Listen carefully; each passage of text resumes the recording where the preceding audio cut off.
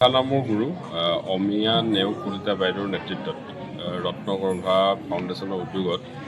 যোৱা 2 ফেব্ৰুৱাৰী তাৰিখে শিৱসাগৰৰ জেৰেঙা পথাৰত 15,555 গৰাকী মহিলাৰ এটা দিহানামৰ বিশ্ব অভিলেখ এটা অনুষ্ঠান হৈছিলে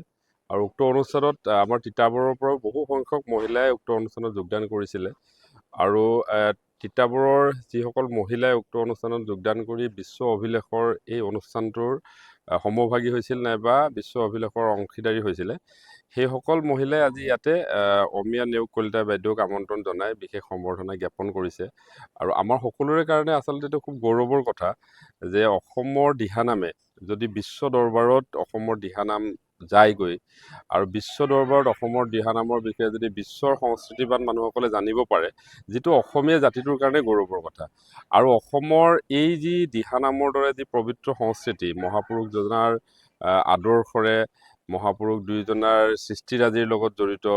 আধ্যাত্মিকতাৰ লগত জড়িত দিহানামৰ এই অনুষ্ঠানটোৱে নিশ্চিতভাৱে অসমীয়া জাতিটোক গৌৰৱান্বিত কৰিছে আৰু লগে লগে যিসকলে দিহানামৰ চৰ্চা কৰি আছে দীৰ্ঘদিনৰ পৰা গাঁও অঞ্চলত নামঘৰত বিভিন্ন স্থানত তেওঁলোকো আৰু অধিক অনুপ্ৰাণিত হৈছে তেওঁলোকক বিভিন্ন কৰ্মশালাৰ জৰিয়তে অমিয়া নেওগ কলিতা বাইদেউৰ যি NGO আছে ৰত্নগৰ্ভা ফাউণ্ডেশ্যন তেওঁলোকে ইতিমধ্যে তেওঁলোকক কৰ্মশালাৰ জৰিয়তে তেওঁলোকক আৰু অধিক প্ৰশিক্ষণ প্ৰদান কৰিছে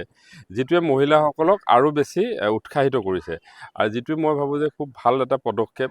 অমিয়া নেওগ কলিতা বাইদেউকো মই আজিৰ দিনটোত অভিনন্দন জনাইছোঁ আৰু লগে লগে তিতাবৰৰ যিগৰাকী মহিলাই উক্ত দিনা সেই কাৰ্যসূচীত অংশগ্ৰহণ কৰি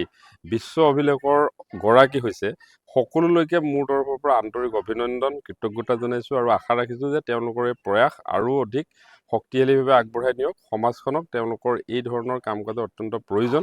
আৰু তেওঁলোকৰ জৰিয়তে মই ভাবোঁ যে সমাজখনত এটা সুস্থ পৰিৱেশ গঠন কৰাত তেওঁলোকৰ এই প্ৰয়াসে নিশ্চিতভাৱে অৱদান আগবঢ়াব